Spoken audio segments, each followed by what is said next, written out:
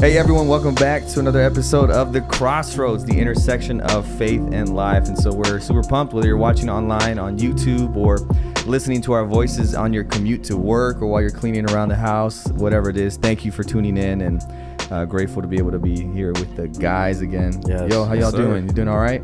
Yeah, pretty good, man. It's Thanksgiving week, man. We're about to get some big, grub on, it's man. a Like big, it's actually my favorite holiday, Same. and I think as you get older, it transitions Yeah. from Christmas because of the gifts and the presents to like Thanksgiving, where it's like I Are say you it's saying the like three it Fs. has to? Huh? You're saying it has to transition? No, I think it does. I think it does for a lot of adults. Maybe. What you're saying is that there's two adults here and one non-adult. Yeah, Right. that's So what it's- I'm, why, that's what I'm it's still picking Christmas up. over here? Because I was disrespected yesterday from people saying that I'm not respectful of the seasons. Wow, someone said that to you? Someone said that. Brandon Oh. will be nameless. Wow.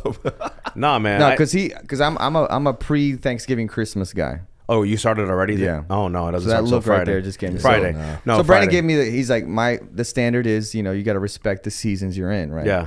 So you don't just start, we're not celebrating New Year's Eve right now, right? Yeah. You got to wait. So I get it. Well, let it marinate a little bit. Don't rush it, because Thanksgiving doesn't get a lot. It's short. It is. Thanksgiving doesn't have a season. Yeah. It has like a week. It is. Yeah. Christmas is a season. It's I like what it is now, right? In terms of like this idea of like Thanksgiving and grateful, giving thanks, Yeah. time around the table with the family. That's nice, Yeah. The Christmas can be really consumerism, Yeah. but the lights of Christmas, the music, it's unmatched, bro. No, the holiday. If you were going to compare holidays, I think on a global scale, Yeah. Christmas is a bigger holiday. Yeah. Right. Oh, yeah. Because it lasts Right, a long time, right. and And then not there's, everyone- it's, And it's you know. actually global. Like Thanksgiving Yeah, is just Thanksgiving It's just us. It's just us. Yeah, it's just. But you, Thanksgiving, you got the three F's, man: family, food, and football. Oh, there my. you go. I was You know what I'm gonna say saying? But friends. like that combination is like a perfect storm of just glory. Like it's all the things that you love, man. Like you love your food, What about you love your family, let me and you get love this. football. This is true. Christmas has Christ.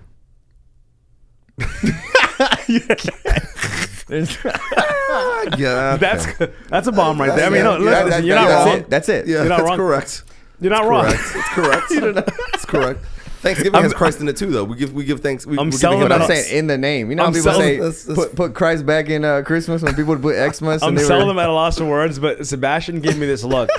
If you're not watching it, it was like he just dropped. It's like a mic drop moment Yeah, for him. yeah. That was And like it was feeling the mic Yeah. drop. I was feeling it. I was Yeah. like, yeah. said- What are you gonna? Yeah, no, I had nothing to say. I'm The selling answer is them- always Jesus. What I'm do you? selling What are them you gonna? speechless. I had nothing to say. You can't really. What was I you gonna can't- say? I You're said right. there is nothing to say. You're right. Like Yeah. it's truth. you know, It's So true. we'll keep going. even though Jesus was born in August, I think, right? What is it? August, September? They we don't have to believe? talk. I mean, it's, Something like But, it's, you know. it's specifics, Yeah, yeah. Swiffies, Swifties, whatever. Wow.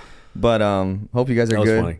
Yeah, What's good. the Yeah. what's on the menu? You guys cooking something Oh, special? man. It's about. I know we talked about You want to your- go first, man? It's about to get serious at our house. So I'm not cooking a thing this You year. don't cook at all. You don't cook anyway, do you? Oh no, I cook. You cook. Yeah, no. Omar's come out. No, I'm Guns not. blazing. I will not profess that I am like a chef extraordinaire. No, but you cook I, at the I will- house. I will cook. Yes, Okay. Yes. But my mother-in-law is doing. No, the whole thing. your mother-in-law goes don't play. Yeah, I've had yeah. some of her food before. Yeah. she don't play around. Exactly. Yeah, So yeah. Why I- would you cook? Exactly. Like, why would That's I the cook? That would be That's the disrespectful. question. Yeah. That would be Like disrespectful. if I Beethoven's were to- over. Why am I playing the piano? Like, why am I on the piano? Beethoven's There here. is there is no reason for me to go. There's no reason at all. I hear you. So yeah, so I'm Beethoven. not doing anything this year, smart. except for eating. I will contribute to like dessert, so I will get some ice cream or some pie or something Sure. like that. But And you can contribute, like OG said, that very positive affirmation of the, this is not just like, oh, this is good. It's like, no, the seasoning, the flavor. That's critical. exactly, That's critical. It is. I think that's It it. is. That's the buy-in. Especially there. when you're not preparing the meal. Like if they went through the time and you enjoyed it, make you sure have- they know yeah, it. you Make have sure to they know it. thank them. Yeah. Us cooks like that. especially on Thanksgiving, like the whole day is made for giving thanks. So Yeah. please give thanks to, Yeah. to Yeah. the people that are cooking. Absolutely. OG. Listen, we're about to feast at the OG house, man. Like we start. You said Thursday, right? Yeah, it's Thursday. This is true because you remember last episode he was. Yeah, that's what I'm about to say, 'cause he was so saying- we're coming through. Come through. I don't Your care. dad- your dad's Come coming through. through, There's right? mad food. Your dad's Coming here? through, bro. My dad's coming. Yeah. So we don't start eating Thanksgiving dinner until 4. Okay. But we start eating foods like around 12. I make patelillos, like empanadas, every year. What do you fill it with? Morning Is it Star. Savory or okay? Morning Star, like a plant-based beef. I season it good, sazon, all that good stuff. Yeah. We have that. I'm making some mean stuff this year. My dad's making the turkey this year. I'm actually making. I had this recipe for like a pot roast. It's like a chipotle pot roast, bro. Ooh. And then I'm putting the little baby potatoes in there, and those cook in there with this roast that's going for like 6 hours. Bro, that's a full day of no, work, it's, bro. yeah. There's a lot of preparation going on. I'm making cookies on Wednesday night. I'm making 2 batches of cookies. Okay, chocolate chip and M&Ms. I want to have my is this my homemade dream, or is it like a homemade? store-bought? Homemade. No, Whoa. homemade. My idea, my vision for this holiday is to have a perpetual like cookie jar or 2 at the dining room table At all times. At all times. You're literally providing a cruise experience. Yes, right when now. someone wants a cookie, at 3 in the morning, there's a cookie there. There's a cookie there for There's you. a pizza bar. There's a burger That's what bar. I want. So yeah, no, it's gonna be nice. We got I think about 15 of us or so at the house, including the kids. 17. 17. Yeah. Well, you got 19. 19. But no, I'm excited, man. I get excited 20, about Thanksgiving, man, because of the food, and it's just a nice. It's a fun time. I'm getting off early on Wednesday. Yeah. So my week's already almost half. My week's half done right now. Yeah. That's awesome, bro. Nice. I don't know what our plan is necessarily. So that's Wait, aren't you going? We're going to Texas, but what's gonna happen? What are we When gonna you get find in there, you Texas? don't know. No, but I believe we're going to my cousin's. My cousin Fernando married Brittany. Her dad owns a ranch, and so they're gonna be at the ranch. They usually do that all the time. So I think we're gonna tag along, and they throw down. They just get my they do my it all. cousin is a foodie. Oh, you're about He's to a eat right foodie. then. He's a foodie. He's So you a got a foodie. good time. So they're all gonna cook. So we'll see. Yeah, but I'm excited for that. We haven't been to Texas in a minute because everyone moved out. So That'll be fun. Thanksgiving. And you're That'll be driving, good. right? You guys are And driving. we're driving. So I'm excited. I know. I mean, it's 15 hours from here, but it was a mixture of things. It was like we kind of planned last minute. We're trying to figure out what was going to happen with parents and stuff. But then we've also, I don't know, something about our long distance relationship involved a lot of driving, and so it's interesting. Sometimes our deepest conversations, because of that, are sometimes over the phone or on trips. Yeah, it's very interesting. So it's just the dynamic of our relationship, and 4 or 5 years of long distance that just really. You guys both drive? Yeah, we'll take turns. I probably drive majority because Chantal's the type of she's reading and doing. She sits and she's like, and then the seat goes back, and I'm like, that's okay. a wrap. Oh, she's out. Yeah, she's done. Yeah. Or she tries, but she'll be like, I'm I'm like, I feel bad for you. Just lean back. Just sleep. Yeah. Just take it. So she's a struggle co-pilot. Yeah, though. She's not like the best she's co-pilot. good. She's good. She's good. She's Okay. great. So yeah. That's good, man. No, drive safe, bro. Yeah, Take your it'll be time. fun. Yeah, Take we'll your do time. that. Talking about struggling. Nice segue. Oh. You guys are professional. Nah, Man. He No, is, we man. had we were talking before, right? And I think many directions we can go in, but struggling in general, I think I would say is a sign of life, right? David Ashrick had a sermon that I heard early on in my freshman year of college, where he talked about someone that he would always talk to, and the person, he'd be like, "Hey, how you doing?" And the person would be like, "Man, I'm struggling. It's been a rough week, man." He's like, "Oh, okay, well, brother," how David Ashrick talked before, "Brother, keep going, fight the good fight." Okay. Next week, "Hey, man, how's it going?" "Oh, man, it's been a hard week. I'm struggling." And it was this week, and he's like, "Man, this guy's just down in the dumps." Until he finally was like, "Look, you have to understand that in the spiritual journey, struggling is a sign of life." Yeah. Because if you weren't struggling to do good and to follow what God wants you to do, you'd just be out there doing bad without even thinking about it, right? So so it was an interesting change in perspective to see. Sometimes we look at the struggles of life, our temptations, whatever it is, and we just see we just beat ourselves up for it. Yeah. But it's because it's like you're learning. It's like if you had to do now, I'm gonna do everything with my left hand now. It's like, I went with my right. Oh man. Well, no, because you're so used to doing this way. Right. You're learning to relive, right? Which is kind of baptism teaches that it's a new birth. So that's a interesting struggle there. I think we were talking about earlier how I think it's a struggle for people in the church or that come in based on their background, right? Whether it be culturally, how their family was brought up, whether it was religious or non-religious, what faith denomination, what spiritual denomination you came from, right? You already come with your preconceptions, pre-ideas, your biases of how things are. Right. And it can be a struggle when you come into a church and you see people with their own, idiosyncrasies, right? And I don't know if you guys have any thoughts on that, right? Of just like that idea of struggles and seeing how you can be in a room with even us three, we can see things differently. Yeah. And how does that, how to go forward, how to go forward, knowing that, we have the gospel, which is, and Paul talks about this many times in his letter, but yeah. It's interesting to see, like, there's so many different ideas of the gospel, right? Yeah, that's good. And I think a lot of us might feel like, hey, this is the gospel, this is the good news of Christ, this is the truth. And someone else sitting in the next pew over in your church or in your group could be thinking the gospel for them is something completely different. Right. Yeah. And that's what they perceive as good news. I was having a discussion with someone this weekend, and he was kind of talking about he mentioned the rules, right? And how he feels that for him and his family, if there's ever a situation where they think the rules, and we were kind of just getting into it, but we ran out of time. When he feels like the rules it's kind of a gray area, he tends to go the other direction because he doesn't want to violate the rules. What direct? Like towards more being more conservative about that particular thing. You know, we were talking about the Sabbath. And briefly, the example he used was the Sabbath. And for some people, going swimming on the Sabbath to them is a violation of the Sabbath. And so that was the example. And he was like, if I feel like it could be, I end up erring on the side of being conservative because I want to, being conscious and kind of following the rules. And what I wanted to kind of get into was the why. Yeah. Like why? Like are you doing this because you want to earn favor or because it bothers you to think that you could be offending God, right, during this time? So we don't have enough time to get into it, but it kind of prompted me to think like you kind of oftentimes think that everyone is seeing the gospel how you're seeing it, or you might see it from a certain, let's say, freedom of Christ has done the work for me, and as a result now I can live in that freedom. And someone else might be saying, hey, listen, that freedom that you're living in is too free. You're almost going too far, and then you're not respecting the God of the universe, right? So it's interesting to see how people feel, and where's the balance between the freedom that is in Christ, that we believe that he's done everything for us, but also having awe and respect and understanding of that this is the God of the universe, that there is judgment, that there is another side for those who choose to not follow God, right? There's eternal loss, right? That's good. Right. So I don't know, that made me think a little bit. I was like, you know what? I want to talk more about this because that's how you grow, right? When you understand that it's not just the way you're seeing things, right? Yeah. I love the why. Yeah. You have any thoughts, Cheryl? Yeah, I think something that came to mind when you were talking, Omar, was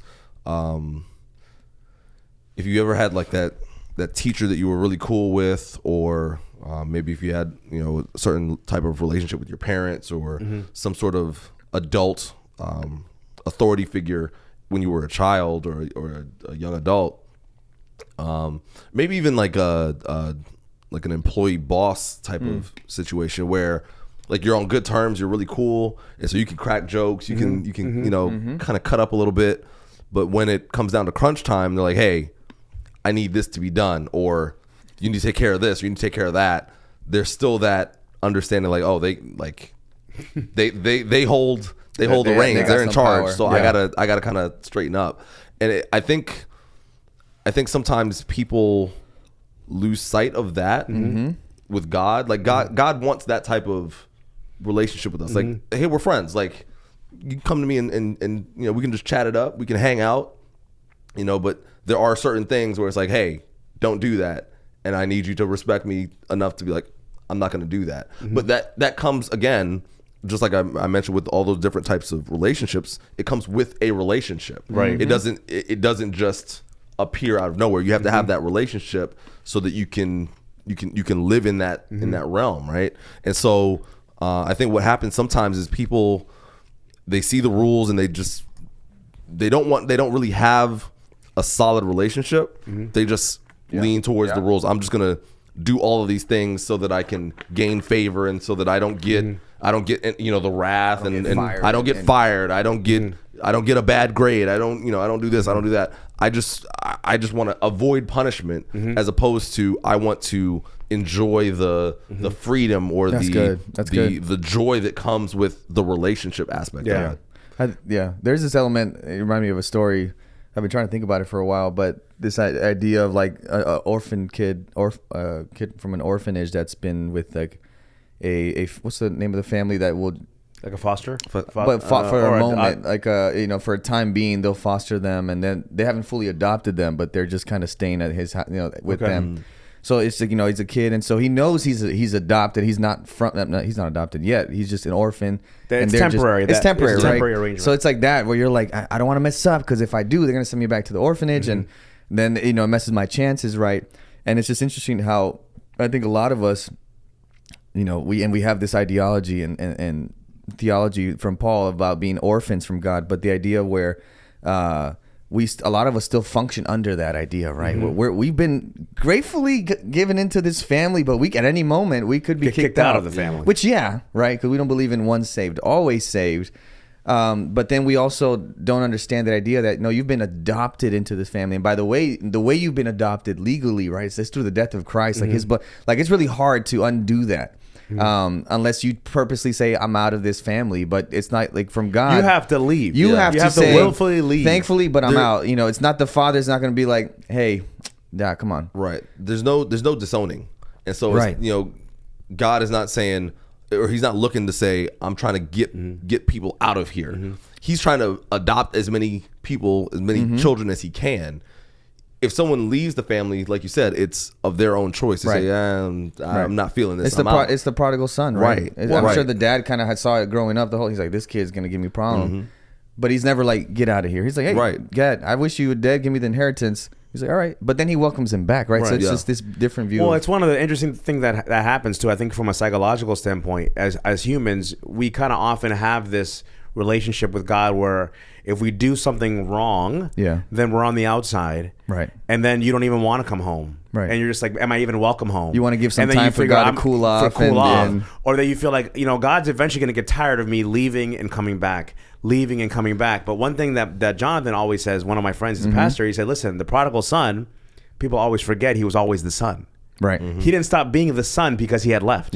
Jesus doesn't call so you don't stop being his son or his daughter when you make a mistake. And I think that's one of the things that I think is very powerful for growth spiritually, is realizing, because what ends up happening is as if you do something that you shouldn't do, what's the first thing that happens is you feel like you feel distant from God, right? And I can't go back to him. I can't go back. It's Adam and Eve, right? You know what I mean? And then I'm hiding away from him. And you just feel like and then the devil uses that to have you go further. It's like, again? And further. You're going to keep doing this exactly. to God? And then at some point, you're like, you know what? I'm not worthy, right? Because you forget that you're a son. Yeah. You know what I'm saying? When you're a son, you're always a son. You're not just a temporary son, right? Right. And I think that's an important thing for us to understand is like, God, the son was always still, the prodigal was always still the son. Yep. And that's important. I think that's very powerful. Because then if not, going back to your situation there, you become the brother of the son, of the prodigal son that's in the house, following all the rules.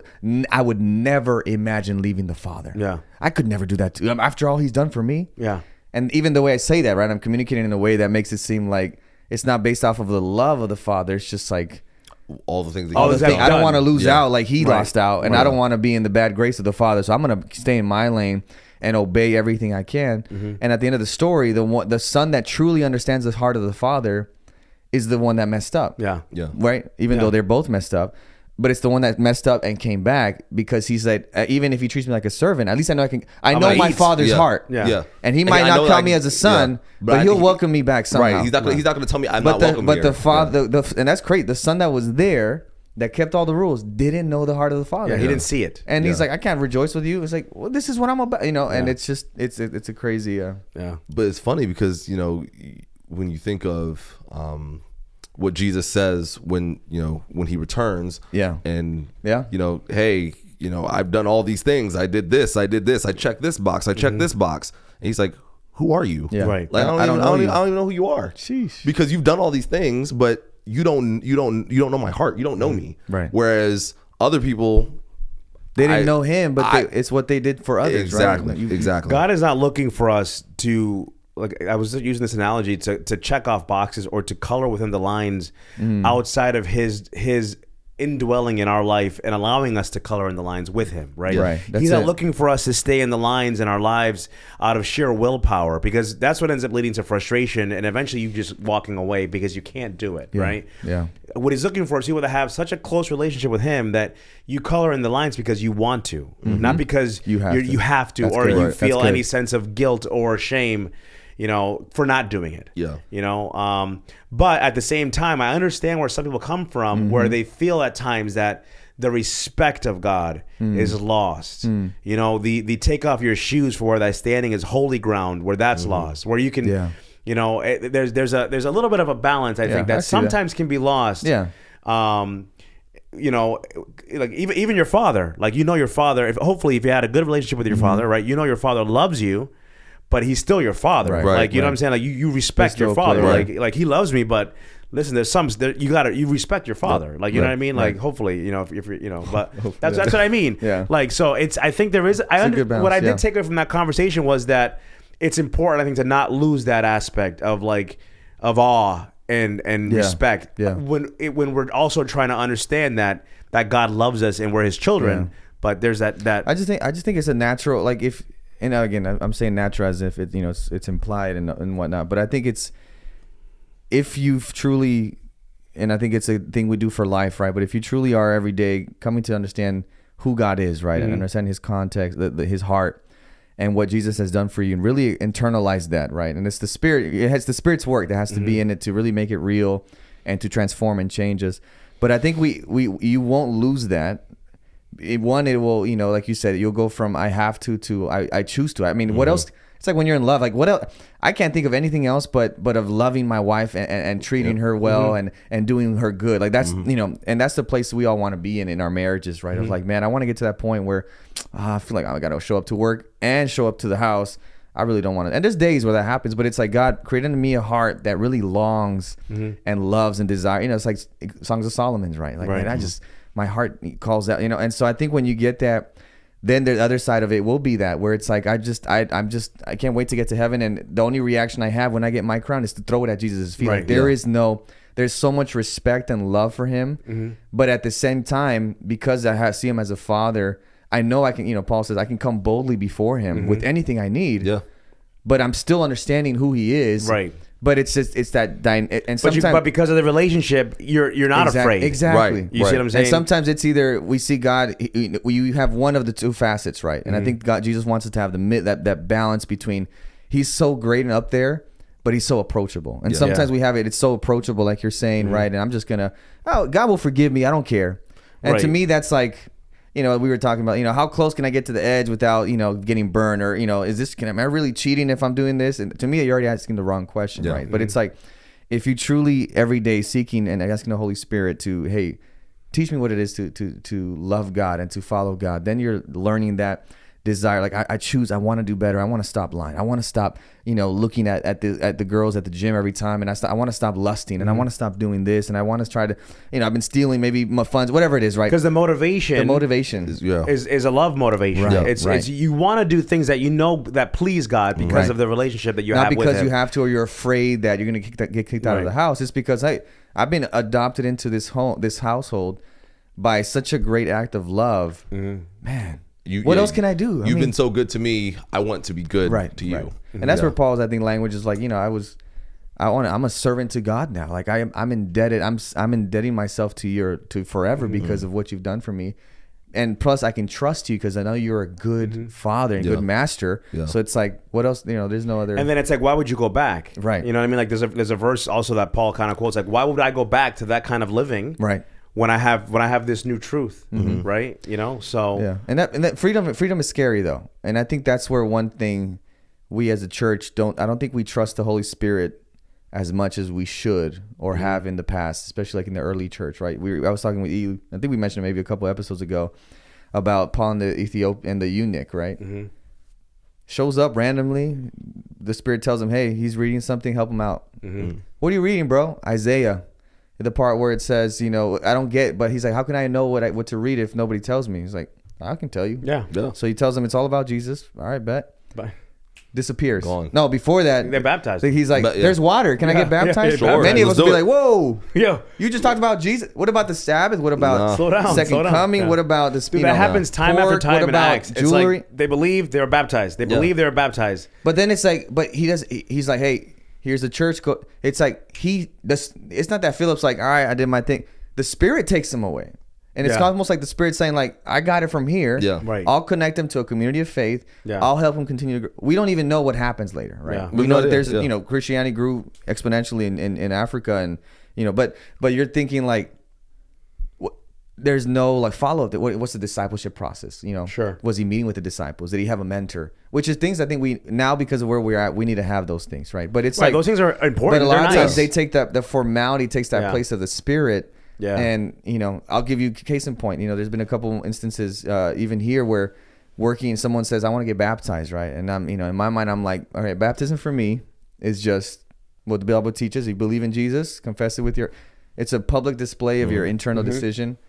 Despite of anything, And it doesn't let's mean get you've baptized. arrived. Yeah. Like you've It arrived. doesn't. It's not a graduation. Yeah. It's not means that you have perfect, but we have, and I understand it. Our church has different things. You know, for example, if someone is living and they're not married, but they're living together, usually they want you to get married and then baptized. It's this idea that you are making that decision, just like you are making a decision for Christ. You're making a decision to do the good thing around here. Right. I get it. To live in accordance to what we believe. I understand Yeah, it. At the same time, it does seem like we're putting some A test block. of Yeah. All right. where to me, If you really Because mean to be it, fair, Yeah. to be fair, the Bible never sets that as there's no a stipulations standard as to what to do before. The Bible simply People were says baptized on the day they believe to believed. be Jesus, you know, baptized. John the yeah. Baptist is like, who wants to get baptized? Come down. Yeah. It's John like- the Baptist wasn't didn't having do like a anyone fill out a little- questionnaire. he wasn't like, what do you do? because here's the thing, like the story of the eunuch or anyone that John the Baptist baptized, they could have murdered somebody 10 minutes ago Because hear the good news and like, oh man, yeah, I want to do that. He's not like, you got to go and He's like, first of and all, you do gotta get this 70 and do days that. clean, Yeah, 90 no, The days- reason no. is because what I think is often missed in churches, in our church and other churches, is like baptism is the beginning. right. That's it. Through that baptism, through that change, God will convict you of Correct. whatever else Right. that you're Yes. doing. Yeah. So it's working in reverse. The tricky it's part, like you have yeah. to fix this before you do Yeah. this. When it's like Right. if you do this and you're sincere about your Right. your belief, it'll change And as do a you know result. What, do you know what I think happens too? I think this kind of just struck me. I think sometimes what happens, it seems like the church views baptism as a what's the word I want to use? It's an entrance to fellowship. No. Sort of like a commitment or there's a C word that I'm missing. Covenant? A covenant between the person and the church. Yeah. It's not that. That's it good. has nothing to do with the person and the church. You're 100% It's a covenant right. between the person and God. And God. And so the person is saying, God, I love you with all of my heart. I've chosen to follow you. I want a new life. No matter Let's what. start I fresh. want Let's start you, fresh. Right. I want you to, I'm messed up. Everything that I'm currently doing is messed up. And I know that you're the only one that can fix it. And I want you to fix it. Boom. That's all that is. And so they symbolically die and are resurrected through Christ. the act of New life, baptism. your little baby. New life. and Jesus comes into their life and makes all the changes. Yeah. The church doesn't make any of the changes. No one else, the family doesn't make the changes. It's God that makes the changes. Right. And so Spirit, yeah. if they're still dealing with some sort of sin, obviously as a church we're there to support them and to help them if they, in any way that we can, but they're not making a commitment or a covenant with us that You just made I'm going dude, to do that's the this and point this right and there. this for Well, you guys. The tricky No. part is that it is though, in the way we Because in the way when you're act- the way we baptized, you're acted- being baptized into the Adventist church. Exactly, and that's the tricky part there because Right? it's Versus being baptized into Christianity or into faith. Biblically, it's into Christ, right? And that's where Paul was like, who baptized you? It doesn't matter even who baptized you. He said, was it Peter, Paul, Apollos? Who were you baptized in? Is it Christ? All right, now you haven't. But yeah, you're hitting on the head. Ideally, the idea is you get baptized, and then we'll have a good discipleship process. We're gonna figure out your gifts. We're gonna plug you in with a mentor. Now that we're a huge structure, right? And now we're gonna and now the church provides accountability, which is nice. Accountability not just for actions and way of life, but even about theology and what we're thinking, right? Hey, actually, we don't believe in that, but we're not just gonna tell you what it is. Let's journey the Bible Let's together. go in the Bible and find the answers. But like you're saying, that a lot of times that baptism, because we've failed at discipleship or growth, helping grow in the later, we expect it all there, so that when they get there, they're functioning, they can already lead out. And it's like, they can already be leading out, but it's like, that's like you said, it's the initiating part. But we see it, the way we practice it in our church is that Yeah. when you get baptized, that's why they read the vows. Now I'll give you a caveat. So the thing is, in the baptismal vows, you have, I think there's like 13 vows you can do. Along those lines, you can, they'll say, the Sabbath, they're talking about jewelry, smoking. what this, if you this, say and I that. don't want to stop smoking yet? Do you believe in gift of prophecy? I'm not going to answer your question. But right no, now. but I'm saying like Yeah. if people No, said exactly, it's that, true. if they said like I'm not ready for that, but I And the still thing want is to that get happens baptized. sometimes where there's stories of people that you're trying to work with smoking, and God's like, I'm trying to work with jealousy. Yeah, at the cart still. But will our church keep them from getting baptized? Like they say you're not ready? Some churches might. Yeah. Some churches may say, if you don't believe in the spirit of prophecy or in the gift of Ellen White, or if you don't does more believe harm in than this good. and that, you're not. You can't. That does And way that goes more back harm to than Cheryl's good. point, right? Which I'm terrible. aligned with you, but I also see. But the church, and it's not just an Adventist thing. Most churches Yeah, would probably be the because same the way. reality is you're joining a group of Of believers. believers, right? But ideally, the way I interpret is that we haven't done well in discipleship post baptism, so we have to do everything pre baptism, Right. so that when you get baptized, You're a full-fledged got it. You're adult in the Christian. club. And that's the problem. The problem is that because we're not doing it post, we're doing it pre. and expecting everything. But And you're doing everything backwards, and you're expecting them to come in as a finished product when we're not finished products. Like, no one is a Right. finished product. Well, and and like he said, no one can see your jealousy. They can see your smoking. Right. No one can see your hidden things that you're doing at home, And but they what's can tough see is, your, like, your but you know whatever. what's funny? Sometimes those outward manifestations are as a result of something that's going on internally. So it's just like if you go to the doctor, you Right. say, "Hey, It's a doctor, symptom like of- like I keep coughing and my chest always hurts." And he's like, "Oh, well, I'm gonna prescribe you something for a cough." But you got lung cancer. Like, Right. like the prescription for the cough is you not give me going a to do you refill, any it's like, good. bro, go get. You need Right? to Like, get, you need like chemotherapy. Like you need to be changed from the inside out. Right, That's it. right. That's it. And so if we're just focused on all these outward things, like, Yeah. make sure you don't do that, and make sure you dress this way, and wear that, and don't the wear thing is, this. then you what is it? You birth more hypocrites. Too, Yeah. You 'cause become a you're- Pharisee. You Yeah. become a Pharisee. And but it just that's the tricky perpetuates. part, right? Where it's like, I've had situations where we've studied with people, we've begun to study, and we come to one of these what you might be called roadblock. Hey, you got to get married before, or hey, we're gonna go through these studies. And that there's a handful of people that we have lost contact with, or they've left to other places. So you're thinking, as a pastor, I'm thinking, dang. This is the opposite of my job. This is But the it's opposite like, of my mission. did I stop someone? From knowing Christ. Because we understand we're an amalgamation of all our choices, right? And Yeah. today I'm at this point. Tomorrow I might not be there. It's the same thing when a kid wants to get baptized at 10 or 11 and mom says maybe no. They get to 19, 20. I don't want to get baptized because I was always told no. Yeah. So it's tough, right? You got to navigate that. But I'm seeing now, especially, we had a couple conversations with some baptismal people, and I'm like, I don't know. It just doesn't sit 100% right. Because I get it. I understand it. They're going to be sitting here. But ideally, we're a community where we can continue to grow. That's what Sabbath school is for. That's what life groups is for. That's what the sermon time. That's what all these resources. That's where you continue to grow. And you're going to have someone sitting next to you that, hey, I believe in tongues. And it's like, well, we believe it's different languages, but we're going to journey together. Where most of the time don't disturb the peace.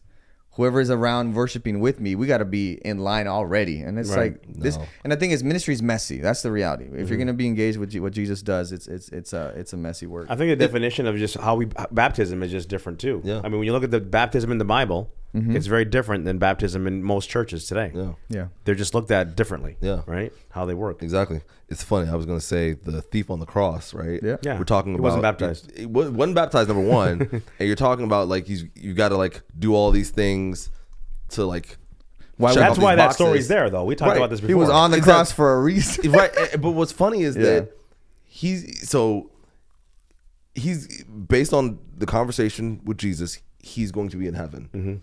He's going to spend most of his time in heaven good. That's trying good. to figure out who Jesus is. Yeah. Can you even know him? It looks like He it's doesn't like even it's know like him. it's less pre-work and more It's post-work. post work. It's Yeah. all post work. Jesus is like, look, just get in the door. You want it? You got it. You want to get in? That's Come it. on in. That's it. And we'll journey together. We'll make it work. That's the whole. Something that popped into my head when you said that too, like how much of our heaven experience is Like unlearning is and gonna learning. be unlearning and learning, and really the beginning of our even spiritual maturity. Yeah. Like you might think like, oh, listen, I know this, I have a good grasp, bro. We know nothing. No. Like we have eternity to actually understand, and Look. even then. I think that's a perfect example of like the thief on the cross is not the only one that's gonna have to learn who Jesus really Yeah. is in heaven, Well, right? think about You know all what the I'm Old saying? Testament people that understood Yeah. God from an Yeah. Old Testament Yeah. view, right? Yeah. They don't have the revelation of Jesus, and they're like, "Oh, Jesus, Like, who is this? What is this? To me, God. I mean, Moses, like God is so, he's already in heaven. But and Joshua, any of those, got it. You know, They'll he finally understand why they had these sacrifices. we saw him as a pillar of fire and a Yeah. cloud. I mean, that's a majestic God, and we're over here like, oh, God's my best friend. Right? They're like, what are you talking about? Yeah, Bro, he's scary, man. Yeah. I lost my Zechariah, right? I lost my voice when the angel came into. Dude, what? Isaiah like fainting, and we're here like, imagine some of the people that saw Uriah. And dude just touches the ark and falls down dead. Right. Yeah. And they're like, "Oh man." Yeah. And then they get to heaven, and like, we're hugging Jesus. We're like teasing with something like high five, and I'm like, "Wait, what?" So it's gonna be interesting. I think, like you said, it's gonna be a lot of unlearning and learning. Look, I'm telling you right now, I'm gonna spend the first 1,000 years just asking questions. Like, hey, answer this for me, please. Yeah. Break this down for me, because I know nothing. Right. So like, and I think remove everything from me and that's the teach me angle all over again. Among, obviously, I think like we talked about the foundation, how we view God, that we talked about earlier, right? Mm-hmm. Is he so high up there that he's not approachable, or he's so super approachable, but he's not? That view will affect how we live, how we view ourselves, how we interact, how we follow the rules or not. What's our relationship with rules? Yeah. But also just like it's so crucial. I think it's also but having the humility is another component of it, right? Of saying like, hey, I might be wrong, or I might be, I'm still I have to continue to grow and learn. Mm-hmm. And I think if we had churches that were like that all the time, that, hey, I'm still learning. I might not be 100%. From what I understand at this point, based on my community of faith and all that, I think I'm in the right place. I think it's being humble too. It is, but it's the humility of like, hey, listen, we don't have all the answers. And it's not until we get to heaven that we're like, oh. Yeah. One thing that's interesting that we were talking about earlier, Ted Wilson, right, the president of our denomination, that from the General Conference. He preaches all the time, obviously, but he was sharing something, and he was in a podcast I was listening to. So he went out, and I'll be honest, I'm not a super big fan based on things he said or things he's done. And so he had a sermon recently where he had 16 points of warnings, right? So me already, that's red flag for me, and it's a flag for me when someone, how you're presenting, when you have the pulpit and you're already going into that mode. 16 points, you're like of warnings, right? And so what do you focus? To me, it's what are you focusing, right? You're focusing maybe, it's important to point out. But what is the reason behind this? What's the agenda behind this? He had points there, and he would always kind of get back to this point of, if people read the Bible for the way it is, they would be in the right place. Mm-hmm.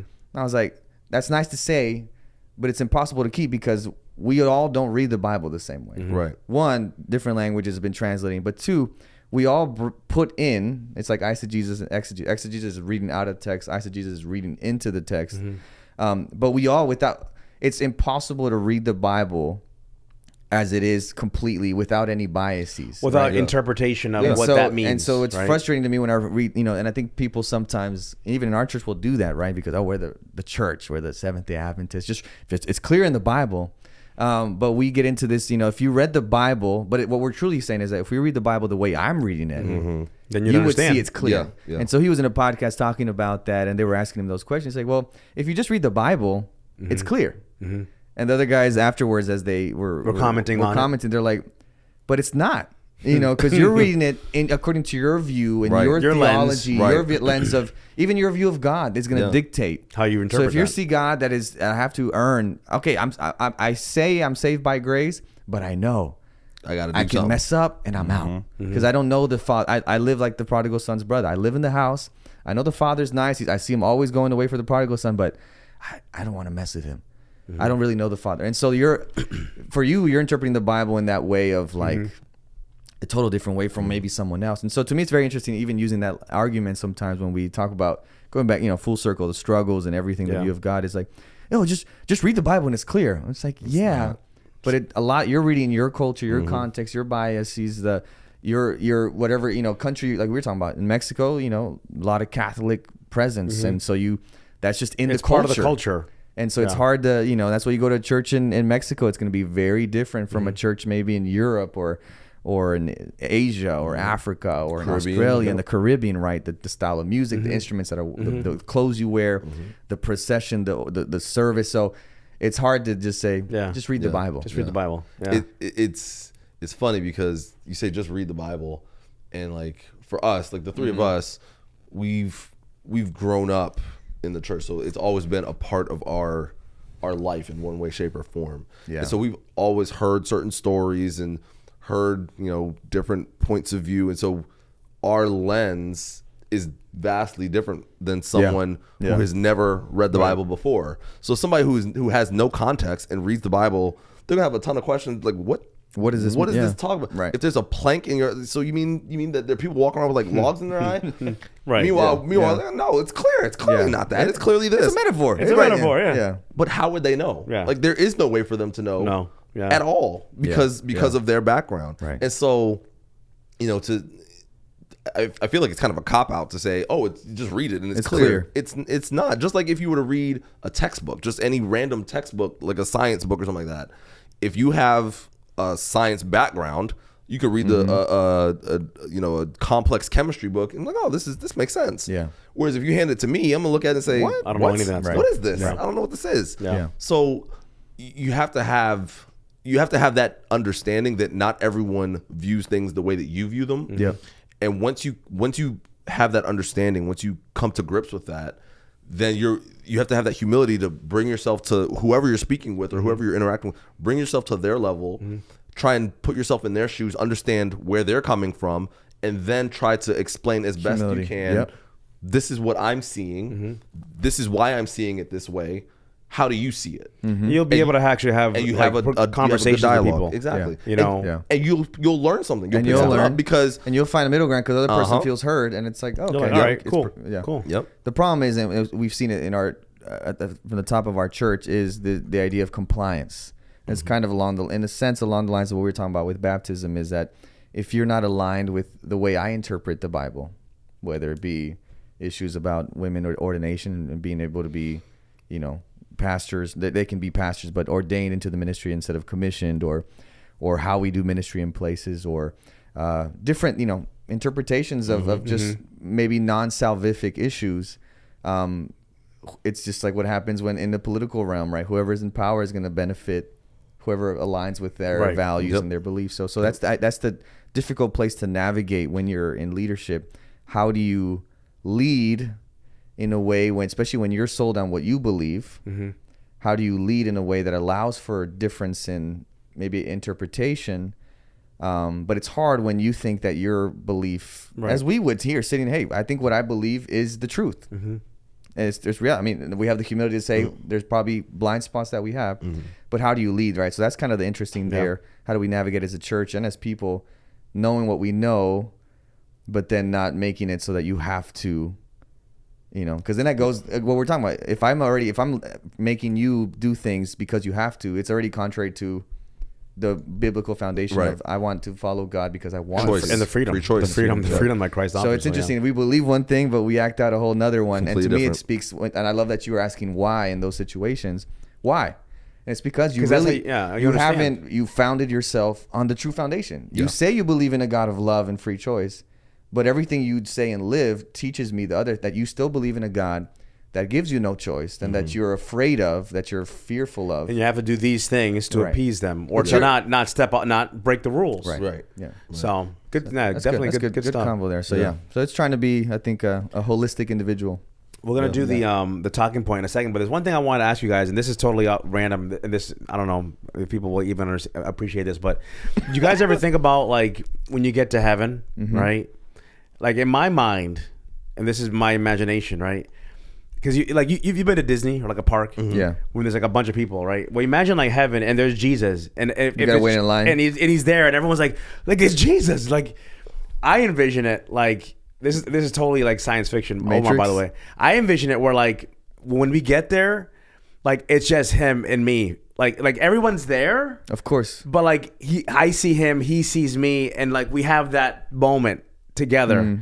And like almost like no one else is there but us for like that whatever time it takes, and then like everyone's there, but like you have that moment of one-on-one with Jesus without having to wait in line or where is he Right 'Cause off the bat, right off the bat, like you have that moment, and like it's almost like I can't imagine waiting through crowds to get to Jesus. That's just not how I see it in my brain. We're gonna be up there. We're gonna be second and third in line, and we're like, You know what I she's mean? been Like, I there just for- see it as Omar, like, come on, man. Come on, bro. No, like I see it as you having like that one-on-one Yeah. time with Jesus in that moment, just to be like wow, like thank you, right? You know what I mean? good. Like, but I don't know. How do you Yeah, guys see yeah. it? Like when you get there? So what I've always thought about is that like we won't even realize how much Time is like gone. how much time has passed. And so like you may like that moment that you're describing. That may be like in, I guess, Earth, if you want to use the term Earth hours or whatever. That may be like 5 years. like you just but time is.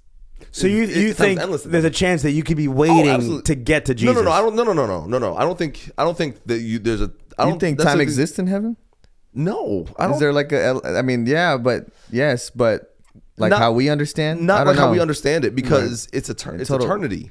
Like you're there. Now we know there's like eternity. a time frame of like 1,000 years, right? So there is some, we're gonna still have. I believe we're gonna still exist in some kind of time. Like, hey, time's been passing. Let's go here. Time's gonna pass for us to get there.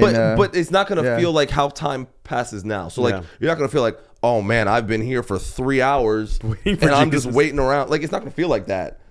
I don't think you're gonna have that feeling. But you don't take a number when Omar's done. We'll give you a call at your house. So you don't think you'll have immediate access to Jesus? I haven't thought about that. I don't know. My brain is kind of like. Here's the thing. Now, so right now, right? Like right now, you have immediate access, and so do I. Right, and so does he. Right. So if I'm in my car and I'm driving and someone cuts me off and I feel like I'm about to crash and I just shoot up a prayer, like not even audibly, just shoot up a prayer in my head.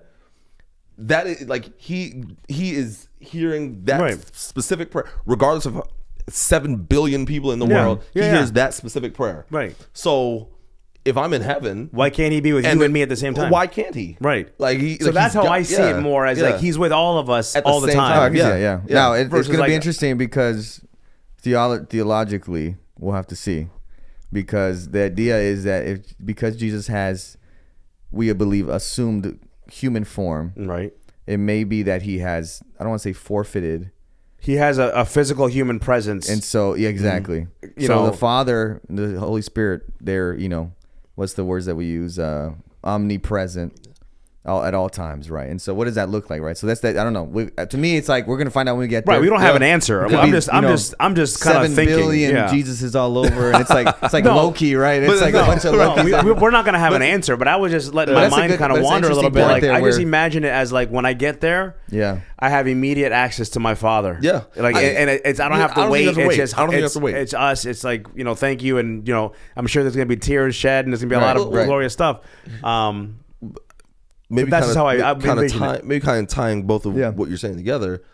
Maybe there's immediate access to the Father and to the Holy Spirit because they're omnipresent, because Jesus is in physical form. Right. Maybe it's like, he's there. He's like in the east quadrant of heaven.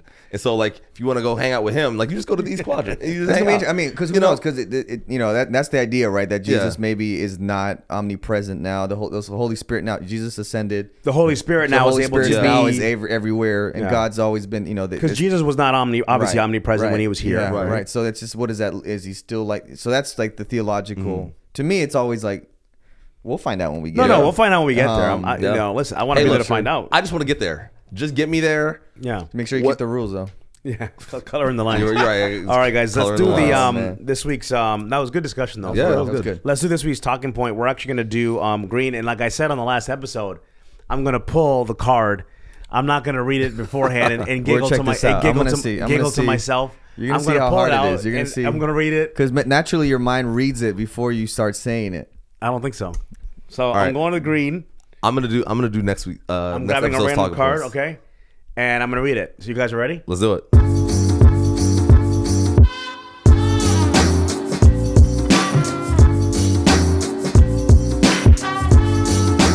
What does it look like to be a Christian in the business world? That's a good question. To be a Christian in the business world. That's good. That's good.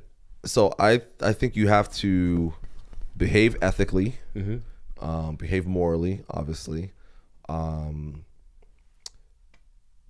business world can be very cutthroat. You can encounter a lot of people who have their mind is only on making money and not on how their pursuit of making money affects everybody else. But I think as a Christian, we're called to always take into consideration others first. And so even if that means that I may have to sacrifice an opportunity or sacrifice a little bit of my time, I need to do, as a Christian, I feel like I need to do what is in the best interest of others, because that's what God would do. Like, Right. So for me, I think you can't, you have to prioritize your Christianity over the making of money, over success, over fame, over fortune.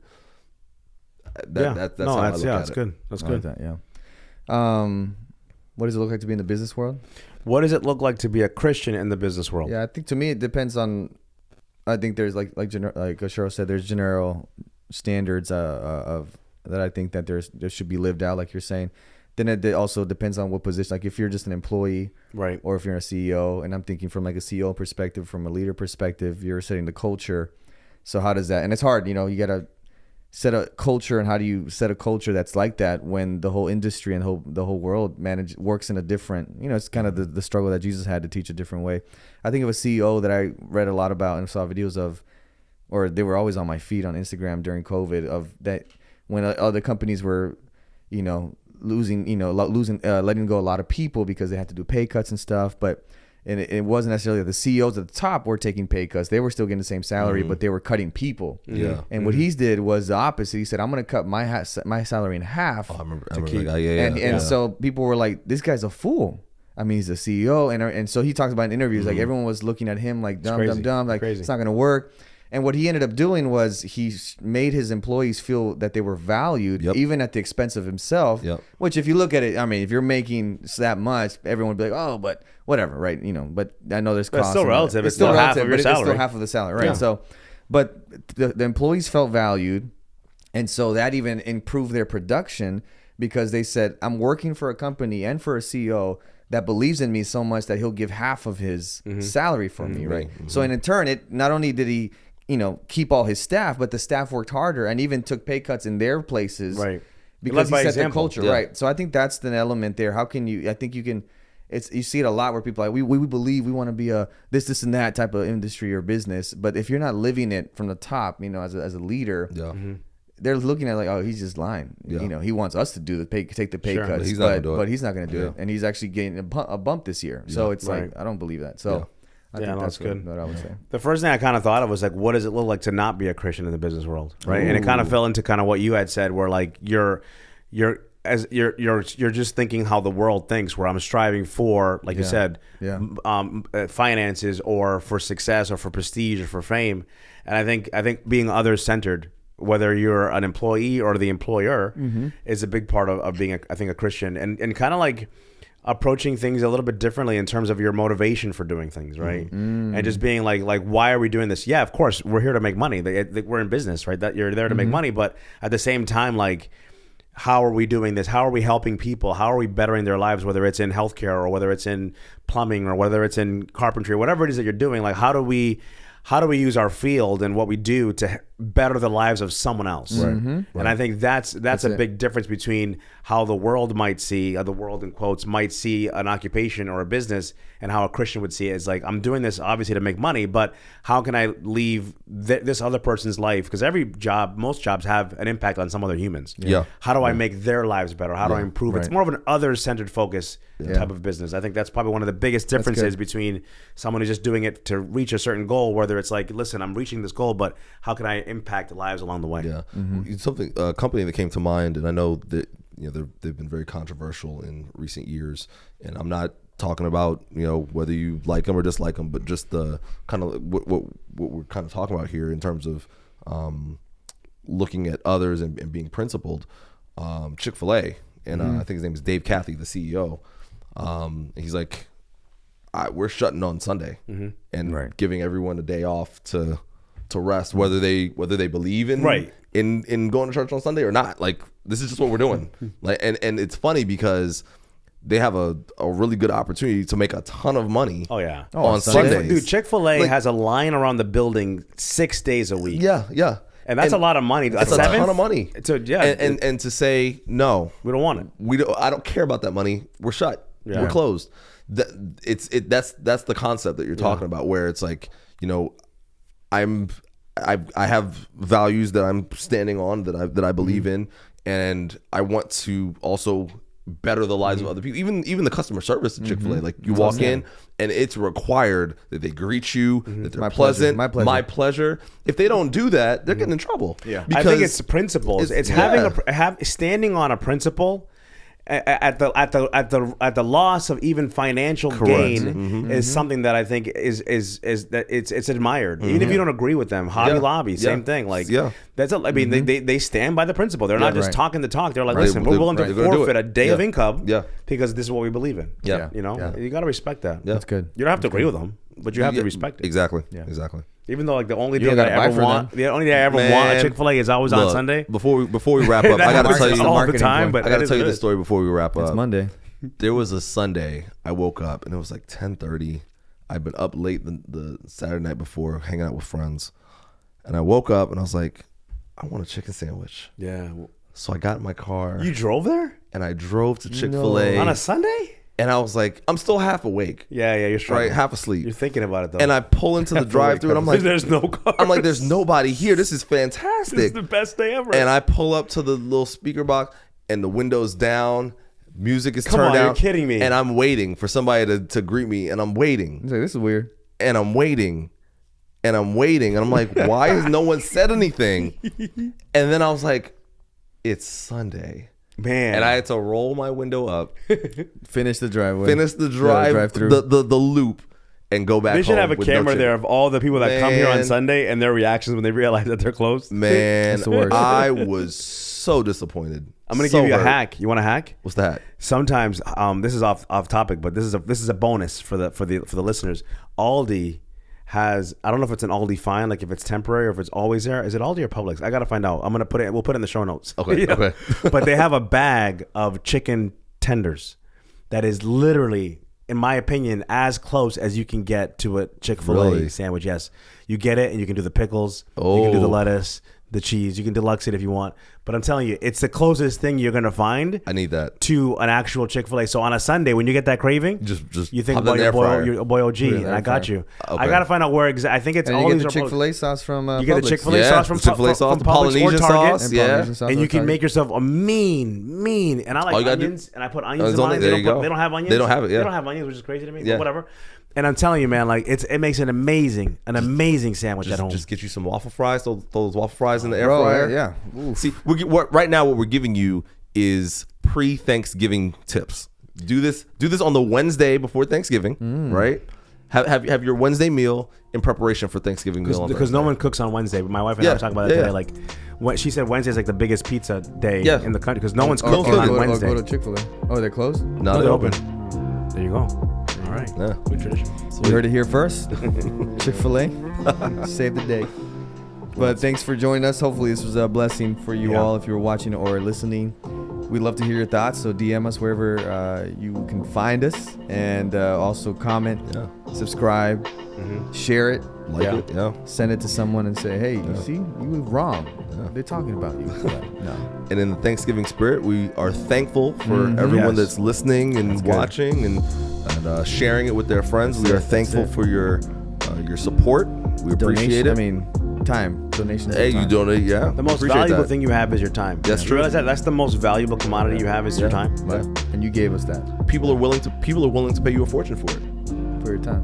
No, they are. That's why you have employers. They will pay you for your time. And I'm grateful for you guys. Grateful for E as well behind the camera. Alton, the unseen force behind the podcast. Force, so we'll have him on sometime. Yeah, he might be a guest. You guys too, man. You guys are that's fine. Absolutely. All right, y'all. Well, we'll catch you on the next episode. I think we have 2 episodes left. We should have a guest next episode too. Hopefully. So I have someone in mind. So exciting. So finishing up with season 2. 2. Yeah, 2. We're going to 3. Crazy. Soon. All right, y'all. Hope you have a great rest of the time. Happy Thanksgiving. Happy Thanksgiving.